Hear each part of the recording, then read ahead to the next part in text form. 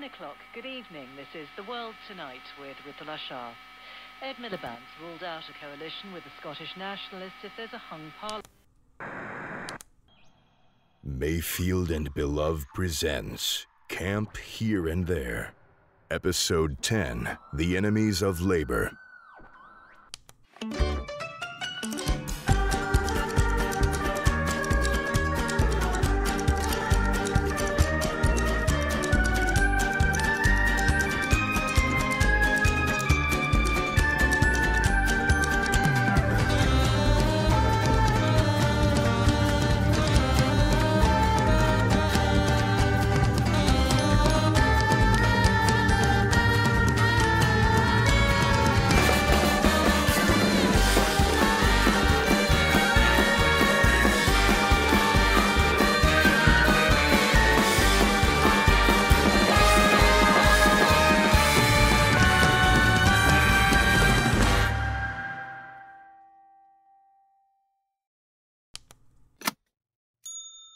Hello, campers! Rise and shine, my little hedgehogs! It's time for another life-changing day of adventure at fun-filled Camp Here and There. If you cast your sleepy eyes to the sky, you'll see a late sunrise painting the world in richest carmine, a comforting color for me. Reminds me of the blood drives, an easy way for a broke college kid to make an extra buck. But I learned the hard way that you can't let them take all the blood they want. Don't be like me, kids. Set boundaries. It took years for my cell counts to stabilize, and for weeks after my last visit, I was constantly collapsing and seeing stars, and this apparition of a horrible, smiling dog sitting in the corner, baring its sanguine gums, mocking me for my bloodlessness. Oh, the fun of the hospital. Well, the time is 8:61 a.m., and if I may address the elephant in the room, not that one, some among you are having a particularly spirited morning. Cabin dung beetle, my beloved cabin dung beetle, I'm sympathetic to your cause. I really am. Speaking as someone who does a lot of the grunt work to keep this camp in shape, I understand how dehumanizing your chores can be, and let me tell you, I'd riot too if I had to clean the cafeteria every day for a week. And if I was laboring under the sloppy, scruffy command of Counselor Juniper throughout, well, who knows, I might also blackmail him into stepping down. And if old Lucille saddled me with more chores in retaliation for my blatant misconduct, well, I can see myself thinking that the only solution is to rally my cabin mates, draft a Declaration of Independence, and attempt to secede from Camp Here and There and create my own camp by kids for kids where my only rule is that there are no rules. But, cabin dung beetle, I'm here to tell you that that is not the only option. We can work something out. That's the power of a loving community like the one we have here. Listen, I'm not saying you have to clean the cafeteria today. Giving you guys cafeteria duty for a whole week is pretty inhumane, regardless of how close you brought Juniper to death on Monday. So I'm happy to help you petition Lucille for a lighter punishment. But this revolution thing is throwing our whole community off balance. It's threatening to tear this camp apart. What if all the other cabins follow your lead and we end up with 7 offshoot camps all vying for supremacy, spilling each other's blood onto the forest floor? I'm not fit to be a wartime nurse. And being real, I know it seems like us adults are all powerful suppressors of your birthright freedoms, but we're all as lost and confused and burdened and tormented and destitute as you are. We're all just people trying to make it in a crazy world and trying to build a safe place where you kids can do the same. So please, cabin dung beetle, save all that insurgent energy for an actual oppressive institution. Your middle school, perhaps? And if we can work this out peacefully, I promise I'll take you all on a little field trip down to the dark. That'll be fun. And, Counselor Juniper, I understand you had a rough night, but today is the day that you and Rowan are contracted to deliver freshly caught salmon to our underground penguin overlords, so please get on that. We do not need a repeat of last Friday. All right, kids, on today's breakfast menu is sun butter macaroni, tuna sandwiches in prismatic shapes, and, something called oatmeal. This morning's primary activity, hosted by Counselor Salem, is miniature archery with miniature targets the size of your thumb. And Marisol would like to invite you into Cabin Grasshopper for a rousing game of 40-player 20-dimensional chess. I hear that in the latest edition, the bishops get real guns. And that's all for now, kids. I'm expecting all of you to have as much fun as usual today, despite the rumblings of rebellion. Go wild out there, but not too wild.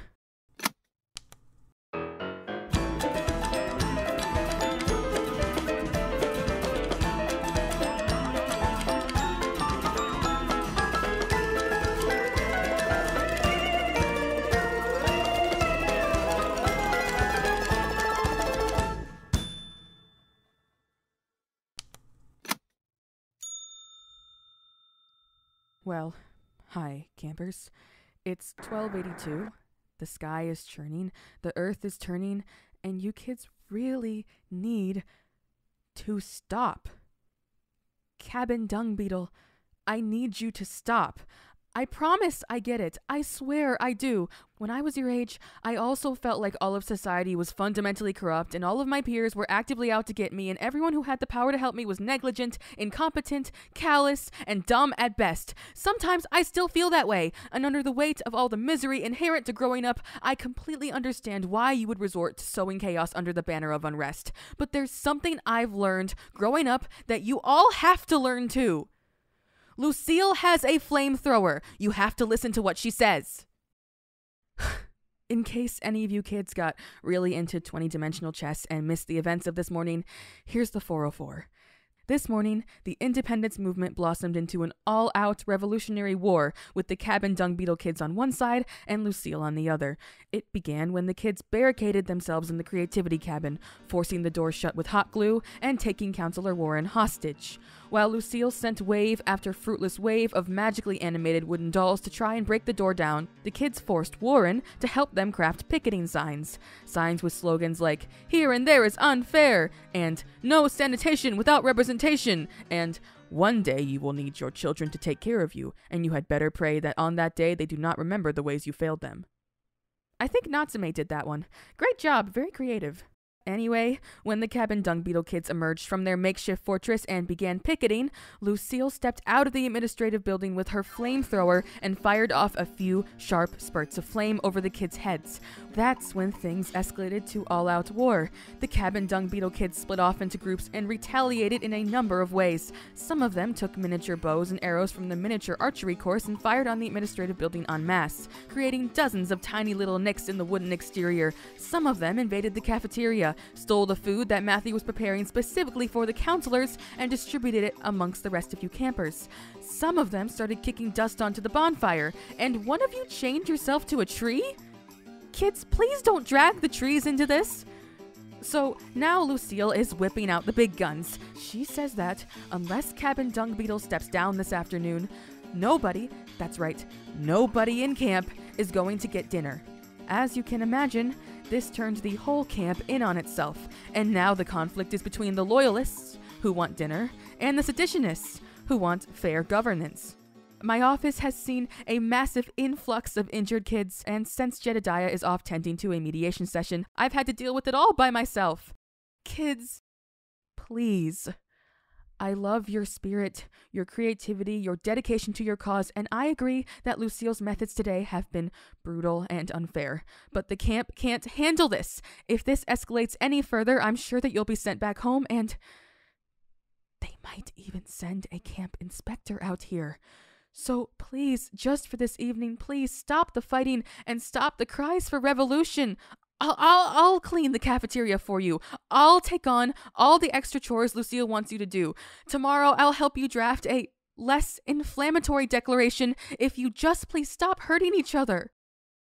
But in case the glorious revolution plays out and you are all denied your dinners, I'd remind you all that I have a very large candy stash in my office, which you absolutely are not allowed to take from under any circumstances.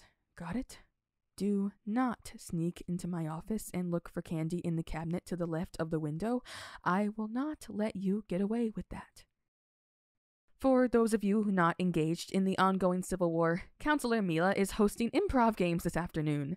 Scream like your head is getting cut off in the camp favorite game, What If Your Head Was Getting Cut Off? Plus, Counselor Gracie invites you to help her pick and analyze these strange new flowers which have started sprouting on the western edge of the campgrounds. She'd like to find out what they use those teeth for.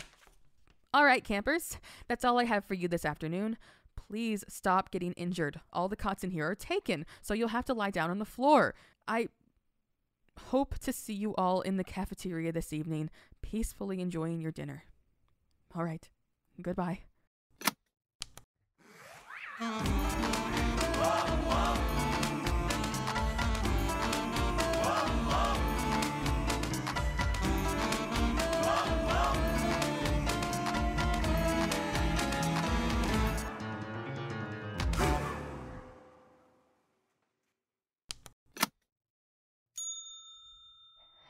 Hey, campers. The time is 1910, and I fear that the end is near. All sides of this conflict are unrelenting, resolute. The loyalists stand firm in their desire for dinner. The seditionists won't back down until they're recognized as their own camp. Many counselors have come forward with peace propositions, but the kids refuse to accept any kind of compromise. And Lucille refuses to go back on her threats of decisive action. Kids, I'm terrified. We all know that Lucille, as sweet and patient and motherly and forgiving as she is, sweet old Lucille can get pretty strict when she's backed into a corner. I don't know what she might do, and I don't want you kids to get hurt, so I'm thinking perhaps at this point we should start. Jedediah? Sydney. Where have you been since the mediation session? Trying to save myself from having to do another mediation session tomorrow. What do you mean? I'm moving Juniper back into Cabin Dung Beetle so Yvonne and Joshua can't start fighting about him again. Listen, I've written a peace treaty. Will you let me read this into the mic? Sure, okay. Ladies and gentlemen, here's Jedediah with his peace treaty. We, the staff of Camp Here and There, in the interest of peace and the well-being of our constituents, do propose a compromise to end the bloody war that has raged on for the better part of the past several hours. It is our aim that all three belligerents in this conflict, the loyalists, the seditionists, and the camp director, will have their grudges amicably ameliorated by the terms of this agreement. Lucille will grant dinner to all campers and agree never to revoke it again. Moreover, to the kids of Cabin Dung Beetle, complete amnesty from cafeteria cleaning duty for a full 14 days. In return for these generous concessions, Camp Here and There will remain a whole and singular entity, and Counselor Juniper will be reinstated to his position overseeing the campers of Cabin Dung Beetle. Should this agreement fail to satisfactorily settle this dispute and end this war, camp staff will be forced to take the extreme measure of calling all your parents and asking them to come pick you up. Writ and signed on this day, the 18th of June, 2021. Lucille will never agree to this. She already has. Look, she signed it. What? How did you get her to... Okay, I'm gonna go get the kids to sign. See you in a bit. Jedediah! Ugh! All right, kids, since I don't even know if we're going to be doing dinner or evening activities, I guess there's no point in finishing the announcements right now. I'll get back to you all later. I hope. Please, sign that treaty!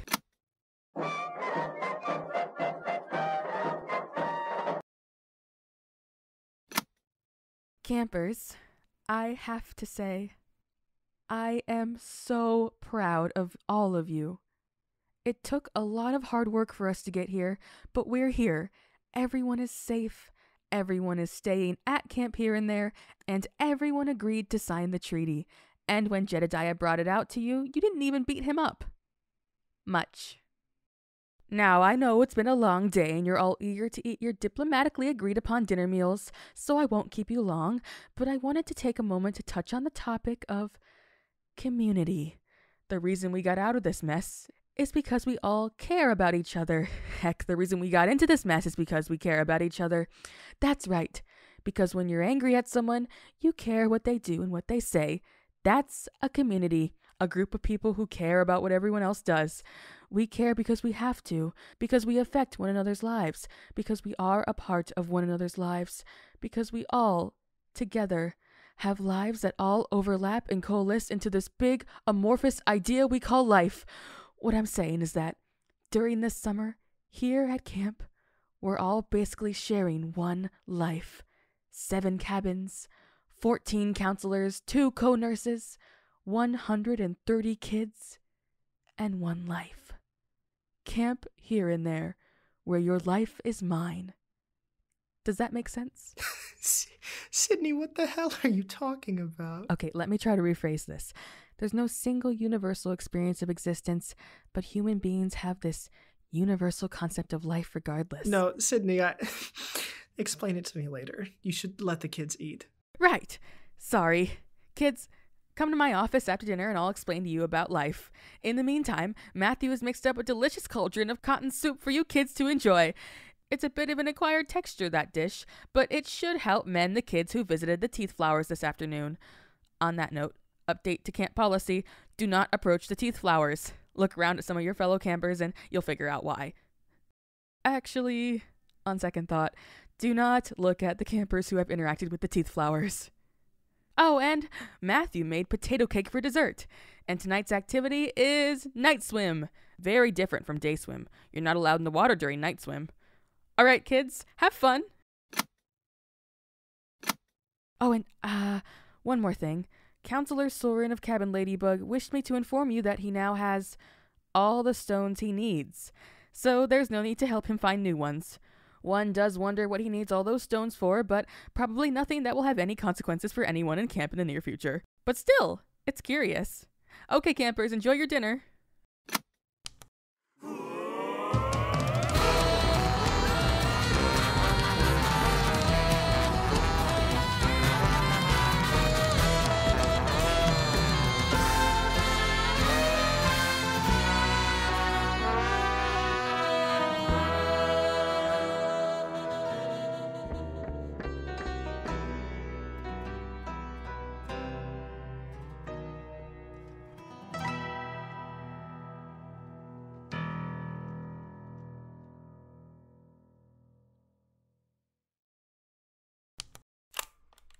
Hi, ghost in my recorder. It's 2525 again, per usual.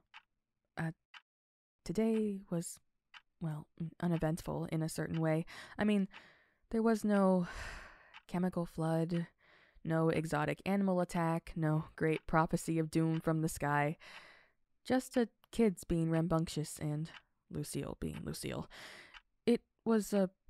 It was cute how Jedediah stepped up to the plate there in the end. I'm glad nothing worse happened than a bunch of visitors to the nurse's office. Okay. I don't know why I'm still trying to look on the bright side here. I know nobody listens to these reports. I'll be honest, Ghost Recorder, I'm kind of messed up tonight. I still see the Elephant Man. All the time. I mean, everywhere I go. In my window, peeking out from behind a big rock, sometimes hanging upside down from a tree branch like a spider waiting for a fly to buzz by. And Jedediah's right. It shouldn't bother me. You know how it is. I mean, there's always something weird in your peripheral vision. Creepy men, laughing pets, eyes in the ceiling, that kind of thing. And sometimes they even lunge at you. I mean, as far as creepy periphery creatures go, the Elephant Man has actually proven remarkably harmless so far. So why does the thought of him make me so upset? Why is every half-remembered glimpse of his shadow in the corner of my eye enough to make me feel like ants are eating my stomach lining? I just can't shake the feeling that something about him is different. I am really working myself into a tizzy over nothing. Jedediah is right. Gosh, I'll stress myself into a coma before the Elephant Man gets the chance. On that topic, the Elephant Man's stealing habits are getting more arbitrary. For a few days, I was trying to use the data to try and suss out his motives for, being around, but I think the kids might be using the whole theft epidemic as an excuse to steal from each other. Snacks, games, notebooks, and clothing and stuff. All that's getting reported stolen now, and I know the Elephant Man cannot fit into any middle schooler's hoodie. I guess I'll have to tell them to knock it off tomorrow. Can't afford to lose track of the Elephant Man's motives. Probably. I don't like telling the kids off, which is irrational because they don't take me seriously or care what I say at all, so why should I worry about how it affects them? You know, speaking of taking me seriously, earlier today I went to Lucille and suggested the same exact thing that Jedediah wrote in that peace treaty. She didn't like it, which was expected, but then when it's Jedediah bringing it up, all of a sudden she's on board. Why? I mean, what? Lucille loves me. Jedediah is right. Lucille loves me.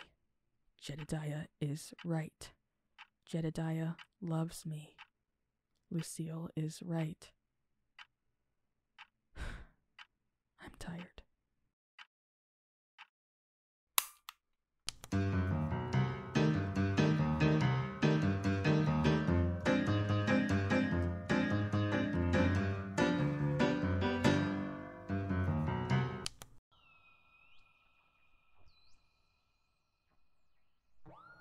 Today's episode was written by Blue Mayfield and Nicholas Belove. The part of Sidney Sargent was played by Blue Mayfield. The part of Jedediah Martin was played by Nicholas Belove. Camp Here and There is the sole intellectual property of its production company, Mayfield and Belove. All music composed by Will Wood, and produced by Jonathan Maisto. Sound editing by Blue Mayfield and Beetle Sprite. Special thanks to our patrons: Caroline the Dragon, Holland and Gelly, Bread on Toast, Moss Fox, and Cart. For behind-the-scenes material, exclusive canonical content, interactive events, and early episode access, consider signing up for our Patreon at patreon.com/MayfieldandBelove. Our Discord server is a great place to meet like-minded fellows and discuss today's episode. Find the link at mayfieldandbelove.com. Lastly, if you'd like to support us, the best thing you can do is to spread the word about the show. Thank you for listening to Camp Here and There, and remember, again, do not anger it.